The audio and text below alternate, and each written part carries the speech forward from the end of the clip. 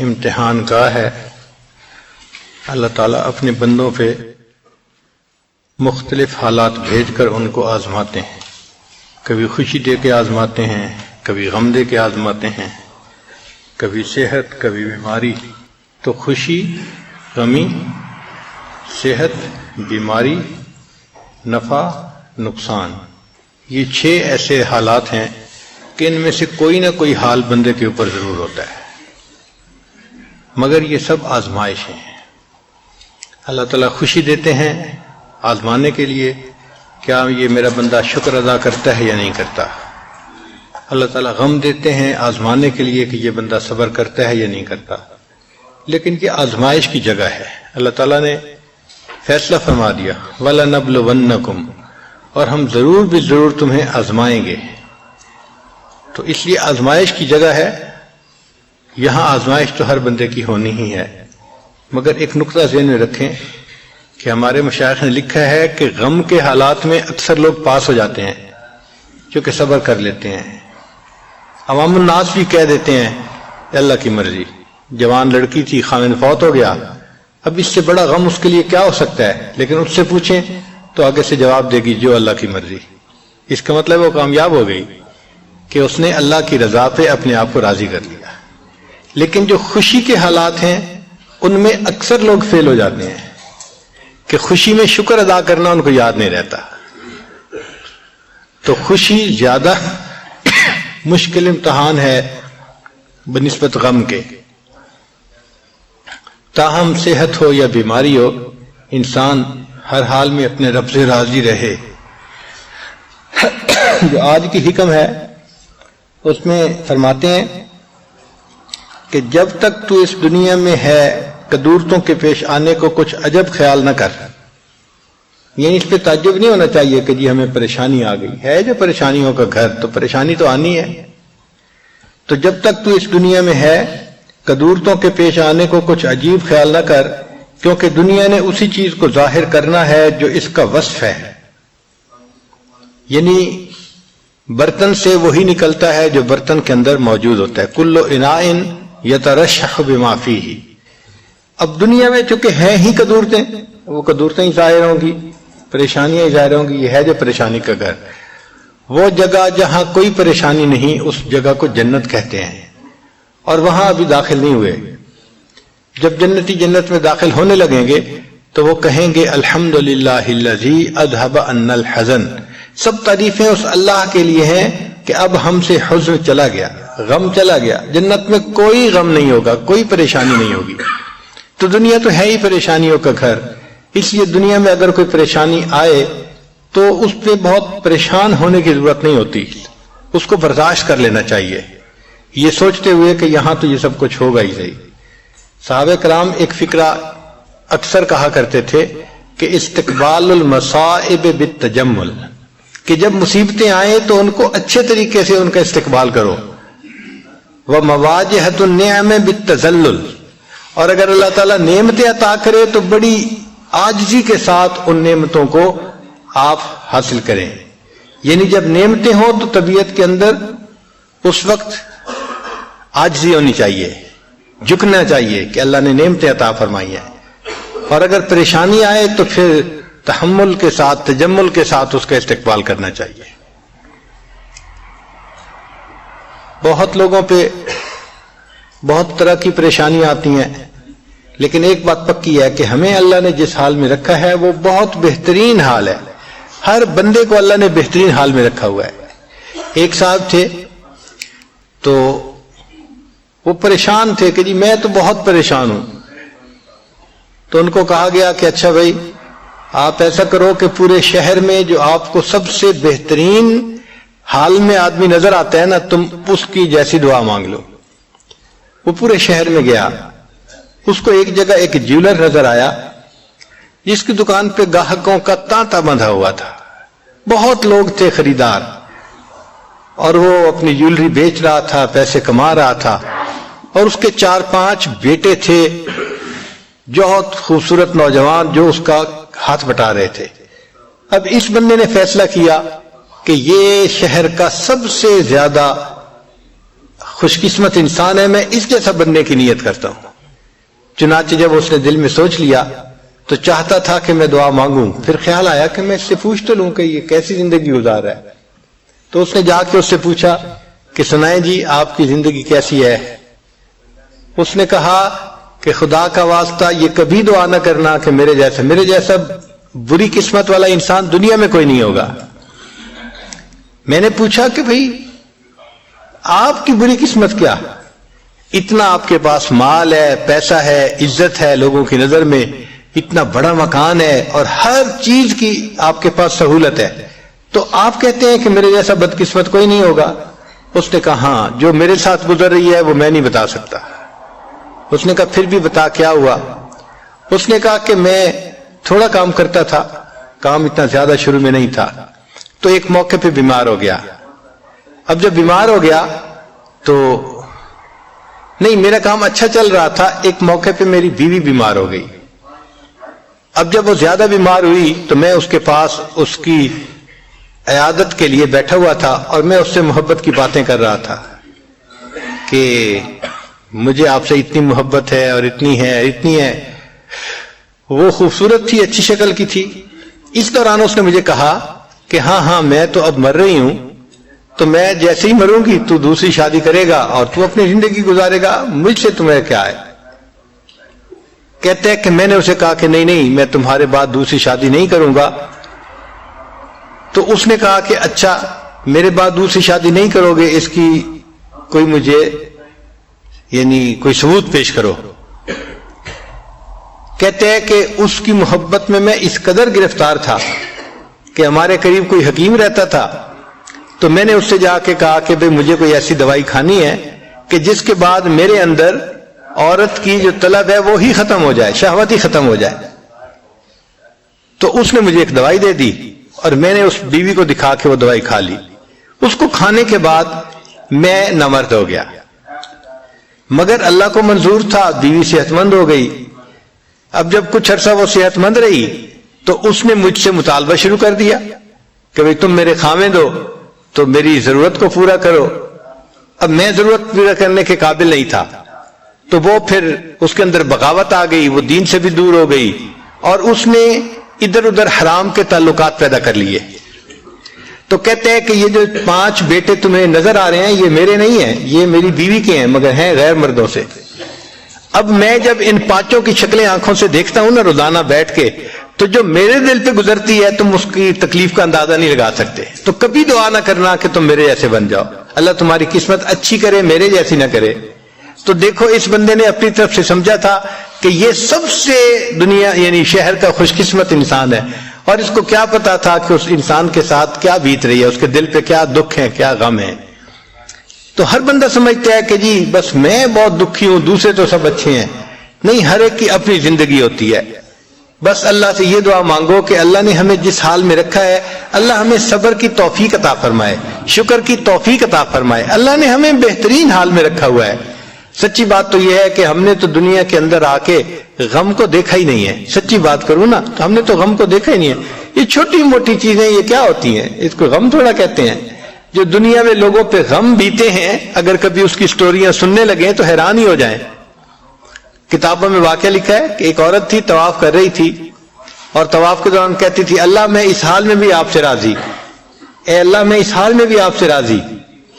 تو ایک آدمی نے یہ سنا تو بڑا حیران ہوا، اس نے اس سے پوچھا کہ تو کیوں کہتی ہے کہ میں اس حال میں بھی آپ سے راضی، میں اس حال میں بھی آپ سے راضی؟ اس نے کہا کہ میں طواف ختم کر لوں گی نا تو میں تمہیں اپنا واقعہ سناؤں گی۔ چنانچہ اس عورت نے اپنا واقعہ سنایا کہ میرے 3 بچے تھے، میں گھر کے اندر ایک دن تنور پہ روٹیاں پکا رہی تھی، تو میرے بڑے 2 بچے جو تھے وہ گھر میں کھیل رہے تھے کمرے میں۔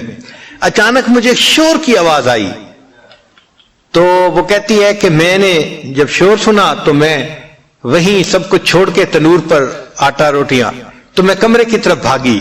جب کمرے گئی تو میں نے ایک عجیب تماشا دیکھا کہ اس سے 1-2 دن پہلے میرے خاوند نے گھر میں بکری کو ذبح کیا تھا، اور جس چھری سے بکری کو ذبح کیا تھا وہ اس نے کمرے میں رکھی تھی۔ تو میرے دونوں بچے کھیلتے کھیلتے ان میں سے ایک نے دوسرے کو کہا کہ تمہیں پتہ ہے کہ ابو نے بکری کو کیسے ذبح کیا تھا؟ تو دوسرا کہتا ہے مجھے تو نہیں پتا۔ وہ کہتے اچھا آؤ میں تمہیں بتاتا ہوں کہ کیسے ابو نے ذبح کیا تھا. تو میرا درمیان والا بیٹا جو تھا وہ زمین پر لیٹ گیا اور بڑے لڑکے نے اس چھری کو اٹھا لیا. اب وہ چھوٹا بچہ تھا اور اس کو پتہ نہیں تھا کہ چھری کتنی تیز ہے. چنانچہ اس نے اس کے گلے پہ جو چھری چلائی تو گلا تو فوراً کٹ گیا اور خون کا فوارہ چھوٹنے لگا. اب جب خون نکلا تو شور ہوا اور میں بھاگی ہوئی آئی تو میں نے دیکھا کہ میرا بچہ خون میں لت پت پڑا تھا اور اس کی جان نکل چکی تھی.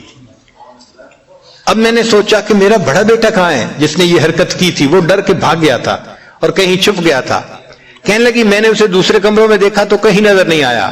جب صحن میں آئی تو وہاں میں نے تنور کے لیے کچھ لکڑیاں رکھی ہوئی تھیں. ان لکڑیوں کے پیچھے وہ جا کے چھپا تھا. کہنے لگی میں نے پیچھے سے اس کو جا کے جب دیکھا تو اس نے مجھے کوئی جواب نہیں دیا. جب میں قریب گئی تو مجھے پتا چلا کہ اس جگہ کے اوپر ایک سانپ بیٹھا ہوا تھا. یہ بچہ چھپنے کے لیے جب لکڑیوں کے پیچھے گیا سانپ نے اس کو ڈسا اور یہ بھی وہاں مرا پڑا تھا. کہتے میں اس کی لاش اٹھا کے لائی. ایک بچے کو ایک چارپائی پہ لٹایا اور دوسرے بچے کو دوسرے چارپائی پہ لٹایا. پھر اس کے بعد میں نے فیل کیا کہ میرا تیسرا چھوٹا بیٹا جو کرالنگ کرتا تھا رینگتا تھا وہ کہاں ہے. وہ مجھے نظر نہیں آ رہا تھا. کہنے لگی میں اٹھ کے جب جو ہے تنور کی طرف آئی تو میں نے دیکھا کہ اس نے کرال کیا اور وہ تنور کے اندر گر چکا تھا. تو میں نے اپنے زندہ بیٹے کو آگ کے اندر پورا جلتا ہوا دیکھا اور وہ بھی فوت ہو گیا تھا. تو میں نے تینوں بیٹوں کی لاشوں کو چارپائی پہ رکھا, پھر ان کو نہلایا, ان کو کفن دیے. جب تینوں کے جنازے ایک دن میں گھر سے نکلے تو میں عمرے کے ارادے سے آ گئی. اب میں طواف کر رہی ہوں اور اپنے اللہ کو کہہ رہی ہوں اے اللہ میں اس حال میں بھی آپ سے راضی ہوں. آپ ذرا غور کیجئے نا اس ماں کے دل پہ کیا بیتی ہوگی کہ ایک دن میں جس کے 3 بیٹوں کا جنازہ گھر سے نکلے اور پھر وہ طواف کرتے ہوئے کہہ رہی ہے اے اللہ میں اس حال میں بھی آپ سے راضی ہوں. تو ہم نے کہاں غم دیکھے ہیں, کہاں تکلیفیں دیکھی ہیں؟ ہم نے نہیں دیکھی. ہمیں تو اللہ نے بہت سہولت کی زندگی دی ہے, بہت آسانیوں کی زندگی دی ہے. ہم تو جتنا شکر ادا کریں اتنا کم بنتا ہے. چنانچہ بہادر شاہ ظفر آخری مغل بادشاہ تھا. تو جب اس سے فرنگیوں نے حکومت کو چھینا تو انہوں نے اس کی دعوت کی, اس کو قید کیا اور پھر اس کی دعوت کی. اور دعوت میں انہوں نے اس کے سامنے دسترخوان پہ جیسے کھانے کے برتن نہیں ہوتے ڈھکے ہوئے, یہ کھانے کے برتن رکھے. تو بہادر شاہ ظفر سمجھا کہ میرے لیے کھانا رکھ دیا گیا ہے. چنانچہ کہتے ہیں کہ 10 یا 11 اس کے بیٹے تھے اور اتنے ہی برتن تھے. وہ ایک برتن سے کور اٹھاتا تھا, ایک بیٹے کا سر اس میں نظر آتا تھا. پھر دوسرا اٹھایا, دوسرے بیٹے کا سر, تیسرا, جتنے بیٹے تھے اتنے سر اس کو دسترخوان کے اوپر رکھے ہوئے انہوں نے دکھائے فرنگیوں نے. آپ بتائیں اس باپ کے دل پہ کیا گزری ہوگی کہ جس نے ایک وقت میں اپنے 10-11 جوان بیٹوں کے سر اپنی آنکھوں سے دیکھے. اسی پر تو اس نے اشعار لکھے تھے, نہ کسی کی آنکھ کا نور ہوں نہ کسی کے دل کا قرار ہوں, جو کسی کے کام نہ آ سکے میں وہ ایک مشت غبار ہوں.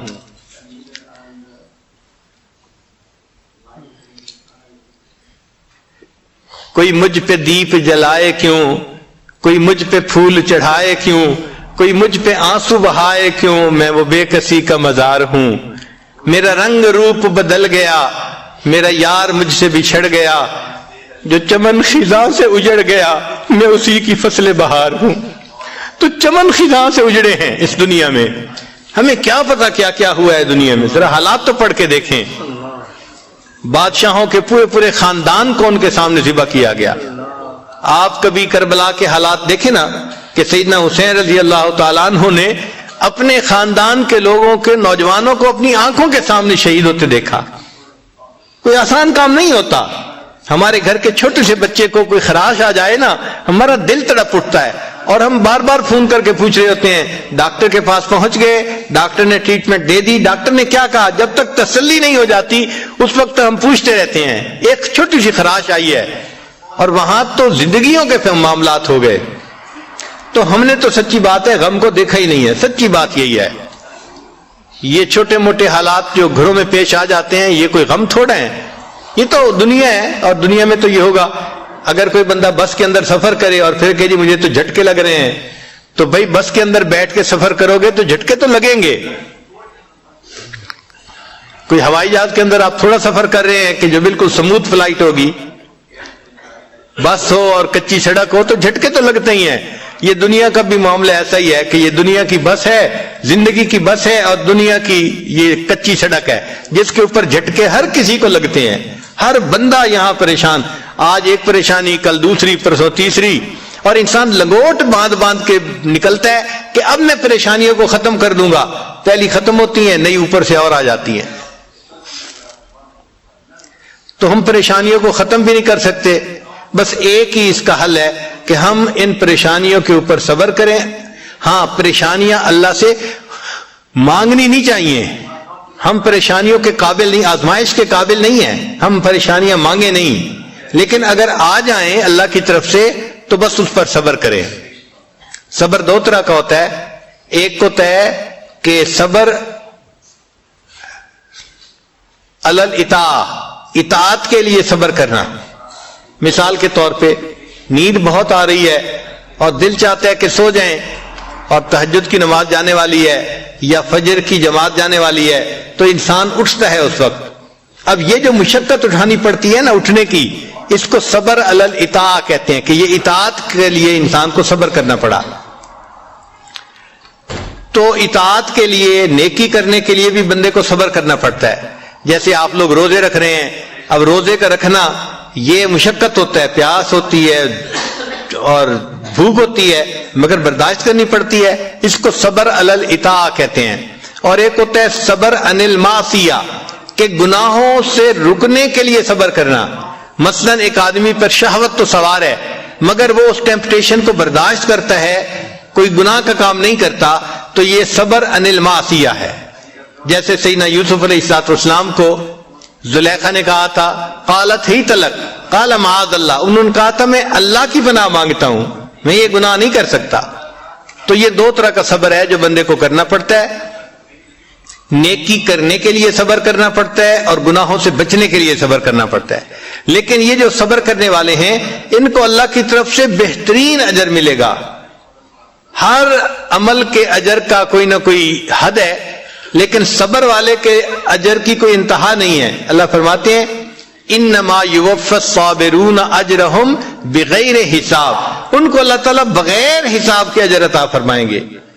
اتنا اجر دیں گے کہ وہ لوگ بس بس کریں گے, ان کو اتنا راضی کریں گے. اس لیے جنتی جب جنت میں داخل ہوں گے تو فرشتے چاروں طرف سے ان کا استقبال کرنے کے لیے آئیں گے. والملائکۃ یدخلون علیہم من کل باب سلام علیکم بما صبرتم, وہ کہیں گے اور تم پر سلامتی ہو, تم نے دنیا کے اندر صبر کیا, گناہوں سے بچنے کے لیے بھی صبر کیا, نیکی کرنے کے لیے بھی صبر کیا. بما صبرتم فنعم عقبی الدار, تو سلامتی ہو سلامتی ہو, ان کو فرشتے کہیں گے. ہم اپنی زبان میں اس کا ترجمہ کریں نا تو سلام علیکم کا ترجمہ بنے گا اور تمہاری اور تمہیں مبارک ہو, تمہیں شاباش ہو. سلام علیکم کا ترجمہ بنے گا اور تمہیں شاباش ہو, تم سلامت رہو. ہم نہیں کہتے اے بچے جیتے رہو, تو جیسے ہم کہتے ہیں نا کسی کو جیتے رہو, تمہیں شاباش ہو, تو سلام علیکم کا بالکل یہی معنی ہے. فرشتے یہ کہیں گے اوے جیتے رہو, تم کتنی اچھی زندگی گزار کے آئے, تم صبر کی زندگی گزار کے آئے. فنعم عقبی الدار, اب اللہ نے کتنا اچھا تمہیں گھر عطا فرما دیا. تو صبر والوں کو اللہ تعالیٰ دنیا میں بھی اجر بہت دیتا ہے اور جنت میں بھی ان کو بہت اجر ملے گا. تو ہمیں اپنے اندر یہ صبر کی صفت پیدا کرنی چاہیے. صبر تو اتنا بھی نہیں کہ اگر سامنے سے کوئی ناگوار لفظ سننے کو مل جائے نا تو ہم اپنے غصے کو برداشت کر لیں, ہمارے اندر اتنا بھی صبر نہیں ہے. معمولی سی بات کا برداشت کرنا ہمارے لیے مشکل ہوتا ہے. اس لیے آپ دیکھیں کہ دونوں دوست جو ہیں وہ بیت بھی ہیں, نیک بھی ہیں, سب کرتے ہیں, پھر آپس میں الجھتے بھی ہیں. کیوں الجھتے ہیں؟ اس لیے الجھتے ہیں کہ صبر نہیں ہے نا, برداشت نہیں ہے, تو برداشت کو بڑھانا پڑتا ہے. صحابہ رضی اللہ تعالیٰ عنہم نے بہت مصائب برداشت کیے جس کی وجہ سے اللہ نے ان کو بڑا رتبہ اور درجہ عطا فرمایا. یہ مصائب تو اتنے آتے ہیں کہ ایک ایسا وقت آتا ہے مستہم البأساء والضراء وزلزلوا حتی یقول الرسول والذین آمنوا معه متی نصر اللہ, کہ ایمان والے اور ان کے ساتھ جو اللہ کے رسول تھے وہ بے اختیار پکار اٹھے کب اللہ کی مدد آئے گی. یعنی اتنا اللہ تعالیٰ بندے کو اس معاملے میں آزماتے ہیں، خوب رگڑا دیا جاتا ہے، خوب اس کو گرل کیا جاتا ہے تاکہ یہ بندہ اونچے سے اونچے مرتبے تک پہنچ جائے۔ تو صحابہ کرام اور نبی علیہ السلام پکار اٹھے کہ کب اللہ کی مدد آئے گی۔ پہلی امتوں کے جو صحابہ تھے ان کے اوپر کم مصیبتیں آئی تھیں، لیکن اس امت کے جو صحابہ کرام تھے ان کے اوپر بہت زیادہ مصیبتیں آئیں۔ چنانچہ پہلی امتوں کے لیے ایک لفظ استعمال ہوا وَزُلْزِلُوا، مَسَّتْهُمُ الْبَأْسَاءُ وَالضَّرَّاءُ وَزُلْزِلُوا، تو زلزلو کا لفظ بتا رہا ہے کہ ان کو خوب اچھی طرح جو ہے وہ آزمایا گیا، کرش کیا گیا، اچھی طرح رگڑا گیا ان کو۔ لیکن جب نبی علیہ السلام کے صحابہ کی بات آئی تو قرآن مجید نے 3 لفظ استعمال کیے، فرمایا وَزُلْزِلُوا زِلزَالًا شَدِيدًا۔ اب یہ 3 لفظ بتا رہے ہیں کہ صحابہ کرام پر جو آزمائش تھی وہ پہلی امتوں کی آزمائش سے بہت زیادہ تھی۔ پھر اس کا نتیجہ کیا نکلا کہ اللہ نے نبی علیہ السلام کے صحابہ کو جو رتبہ دیا وہ پہلی امتوں کے صحابہ سے بہت اونچا رتبہ تھا۔ تو جس بندے کو تکلیف زیادہ ملتی ہے اس کو اللہ کے ہاں مقام بھی اونچا ملتا ہے، بڑا ملتا ہے۔ تو صبر کرنا چاہیے، بے صبری سے انسان اپنے اجر کو گنوا لیتا ہے۔